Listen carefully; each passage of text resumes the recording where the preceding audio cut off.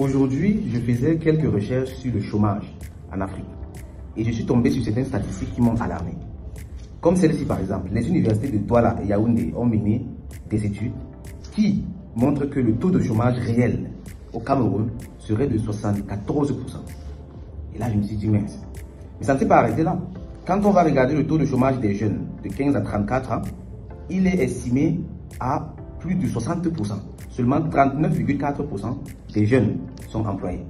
Et même parmi ces jeunes-là, pour la plupart les diplômés, parmi ces jeunes, c'est plus de 80% qui trouvent un emploi après un an de recherche. Donc, plus d'un an après leurs études.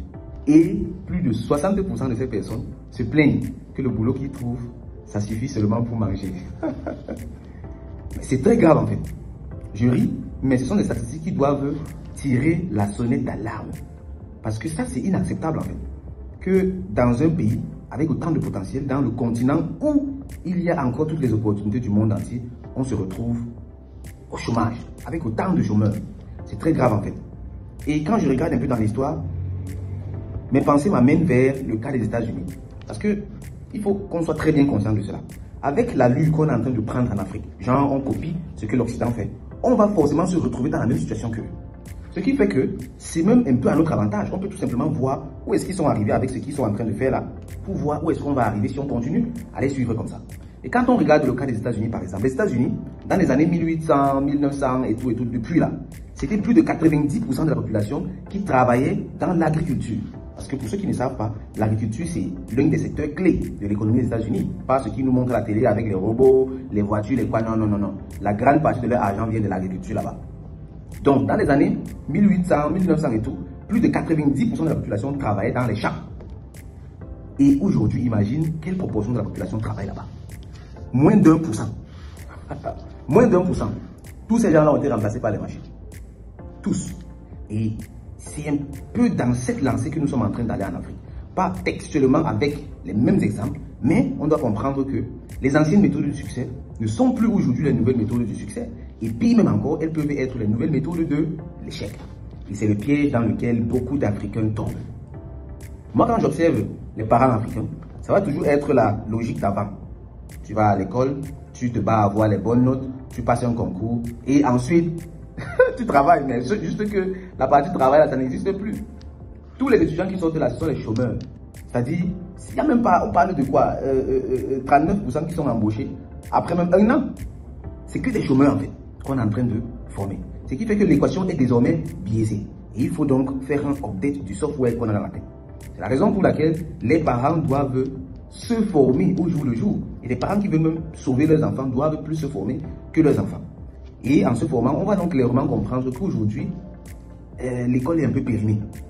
L'école a été créée, c'est-à-dire l'école a été créée avec la révolution industrielle. Pourquoi? L'école a été créée pour produire des ouvriers à la chaîne.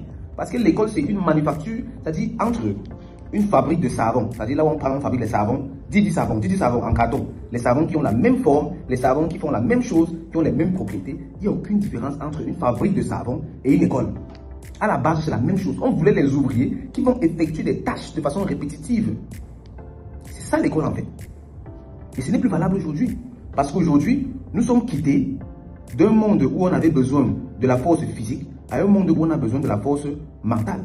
Et même la force mentale, la force intellectuelle là, est en train d'être dépassée parce que l'intelligence artificielle vient balayer tout ça. Aujourd'hui, je n'ai plus besoin d'apprendre toutes les mathématiques du monde entier. Je n'ai plus besoin de réciter les cahiers comme on récitait. ChatGPT me raconte tout ça. Aujourd'hui, on est carrément au niveau où on a besoin de l'intelligence émotionnelle. Ce qui fait que les gens qui sont encore dans l'optique, je fréquente, j'ai les bonnes notes, je passe les concours et puis je travaille, vous êtes doublement perdus en fait. Ces gars sont doublement perdus parce que non seulement ils doivent d'abord comprendre qu'on est passé à l'étape de l'intellect, mais aujourd'hui nous sommes carrément à l'étape de l'émotionnel. Aujourd'hui, il faut savoir manager, il faut savoir comprendre les êtres humains pour pouvoir s'en sortir. Ça ne signifie pas qu'il y a moins d'opportunités pour les personnes. Ça signifie tout simplement que les opportunités ont changé de visage et il faut se comporter différemment pour pouvoir les saisir. La forêt dans laquelle on pensait aller chasser et trouver du gibier, aujourd'hui cette forêt est vide. Il faut maintenant aller dans une autre forêt chercher le gibier. Et ces chiffres sont tellement importants, particulièrement pour moi, parce que au CIA, nous avons fait de notre mission en fait. Notre mission, c'est de contribuer réellement à ce que l'Afrique retrouve ses lettres de noblesse. Et ça passe obligatoirement par la jeunesse. C'est la raison pour laquelle on travaille autant, pour former les personnes. C'est la raison pour laquelle, certes, nous sommes, d'une part, dans le secteur primaire, avec l'élevage, l'agriculture, on fait ça. Mais nous sommes surtout dans l'économie numérique. Parce que c'est là-bas qu'il y a aujourd'hui les opportunités à saisir. C'est là-bas que les jeunes peuvent s'exprimer. C'est très important que tout le monde comprenne ça. Ce qui fait qu'avec cette vidéo-ci, j'aimerais t'inviter à t'intéresser à cela. Si tu es un parent, vraiment, fais du bien à tes enfants. Forme-toi toi-même. Et montre-leur le chemin. Ne condamnez plus les enfants à seulement aller à l'école. Oui, l'école, c'est pas mal, c'est bien. Mais dans la vie aujourd'hui, là, pour réussir, les diplômes, vrai, ça ne sert à rien. Je ne demande pas aux gens de ne pas faire les diplômes. Parce que si tu quittes l'école, juste parce que tu ne veux pas avoir un diplôme, ça n'a aucun sens. Tu peux quitter l'école pour une bonne raison, mais pas pour une mauvaise raison. Un peu comme les gens qui disent, ok, je veux démissionner parce que je ne veux pas être employé. Non, c'est pas une raison ça. Tu peux vouloir démissionner parce que tu as une mission à accomplir et qu'en tant qu'employé, tu ne peux pas l'accomplir. Tu vois, c'est la même chose ici. Donc, il ne faut pas prendre cette affaire, quand on dit les diplômes ne servent à rien, toi, tu prends ça comme si tu vas seulement quitter l'école. Non. Si tu n'as pas mieux à faire, tu fréquentes et tu prends tes diplômes. Entre-temps, tu dois avoir l'esprit ouvert et comprendre que le monde réel, ce n'est pas ce qu'on t'apprend à l'école en fait. Et moi-même, pendant mes études, je vais te raconter ça. Pendant mes études, j'avais eu la chance et l'honneur d'être le représentant des étudiants dans ce qu'on appelait le Borufunds Commission. C'est-à-dire, à l'université, quand on veut embaucher un nouveau professeur, les autres professeurs se rassemblent avec l'administration et avec les représentants des étudiants pour juger si ce professeur mérite d'intégrer notre université. Donc moi, j'étais là-bas pour représenter les étudiants. Et on a un professeur qui est venu, il avait, je sais même plus quelle matière c'était. Mais, durant cette évaluation qu'on fait là, il doit faire une présentation. Donc il doit présenter quelque chose qui va nous convaincre pour qu'on comprenne que non, ce professeur, il est pertinent. Et le titre de sa présentation, je ne peux pas oublier ça, c'était The Art of Reconciliation. The Art of Reconciliation, donc l'art de la réconciliation. Et là-bas, la question qu'il a soulevée, c'était quoi? Est-ce qu'on doit enseigner aux élèves ce qui est académiquement correct, ou bien on doit leur enseigner ce qui se passe dans la vie réelle? Et boum, ça fait une explosion dans la salle, parce que là, c'était la vraie question en fait. Est-ce qu'on éduque vraiment les gens, ou bien on les encadre, tu vois, on les masse et tout ça, on les donne l'impression que la vie c'est comme l'école alors que ce n'est pas le cas. J'avais beaucoup apprécié ça, moi j'avais voté pour lui, et c'est la même chose que je te dis ici. Faut pas croire que ce que tu fais à l'école c'est la vie. Non, c'est pas la vie. Si tu vas à l'école. Et ceux qui sont déjà dans la vie active, c'est très bien. Je vous encourage, si vous n'êtes pas encore dans le secteur du numérique, à y entrer. Allez dans l'économie numérique et vous y trouverez du trésor. L'économie numérique, c'est très simple. C'est tout simplement tout ce qui est en ligne. Tout ce qui est en ligne là. Réseaux sociaux, Internet, intelligence artificielle, tout ça. C'est une mine d'or. Et les plus intelligents vont pouvoir saisir les meilleures opportunités. Je vais prendre quelques exemples ici. Le community management, par exemple, ça demande tout simplement à savoir gérer les réseaux sociaux. Quelqu'un qui maîtrise Facebook, ça dit, c'est même drôle en fait. Moi, je connais des gars. Lui, à l'époque, quand j'étais à fond dans le e-commerce, en 2019, 2018, 2019, 2020, j'étais à fond dans le e-commerce. On a un gars qui faisait un chiffre d'affaires de plus de 10 millions de dollars. Juste parce qu'il a maîtrisé Facebook. Et ce gars, moi-même, je l'ai payé plus d'1 million pour qu'il me montre comment travailler avec Facebook. Tu imagines ça, tu entends ça? Quelqu'un qui gagne d'1 million juste parce qu'il sait travailler avec Facebook. Et avec le temps, quand je me suis intéressé à Facebook et tout, je me suis rendu compte qu'en fait, il a juste pris le temps, il s'est assis, il a lu la documentation de Facebook, il communiquait avec le support de Facebook, il posait les questions, on lui montrait les choses, on montrait jusqu'à ce qu'il a maîtrisé. Il a maîtrisé comment gérer les conflits avec Facebook, il a maîtrisé comment retrouver les clients avec Facebook, il a maîtrisé comment faire la publicité avec Facebook, il a maîtrisé comment répondre aux commentaires, il a maîtrisé tout sur Facebook. Et avec ça, il est devenu multimillionnaire en dollars. Qui ici va me dire qu'il n'a pas accès à Facebook? Dites-moi, qui ici va me dire qu'il n'a pas accès à Facebook? Et la même chose que je suis en train de dire là, j'en ai déjà vu des cas avec LinkedIn, le réseau social professionnel, avec Instagram. Oh, j'ai vu des personnes gagner des centaines de millions avec Instagram. C'est puissant. Et même moi, si je calcule l'argent que j'ai dépensé sur Instagram, c'est phénoménal. Ça se chiffre en termes de dizaines de millions de francs CFA que j'ai payé aux gens sur Instagram comme ça pour qu'ils fassent un travail. Si toi tu maîtrises Instagram, l'argent là va partir chez toi. C'est valable également pour WhatsApp. WhatsApp, c'est un outil puissant. C'est valable également pour Twitter, pour TikTok, tous les réseaux sociaux. Quand tu maîtrises un réseau social, tu es ce qu'on appelle un community manager. Tu vois. Et tu peux faire beaucoup de choses avec. Tu peux t'orienter dans le community management, comme je viens de le dire. Tu peux t'orienter dans le content creation, la création de contenu. Tu peux t'orienter dans le SEO, le Search Engine Optimization. Tu peux te spécialiser dans beaucoup de choses. C'est-à-dire, ce monde, il est tout puissant en fait. Et ça fait peur même en fait, tellement il y a d'opportunités là-dedans. On voit des enfants, 15 ans, 12 ans, 9 ans, 13 ans, devenir très très forts. Parce que c'est qu'ils ont compris une seule chose. Ils ont compris comment trouver l'opportunité dans ces réseaux sociaux. Ça, c'est puissant.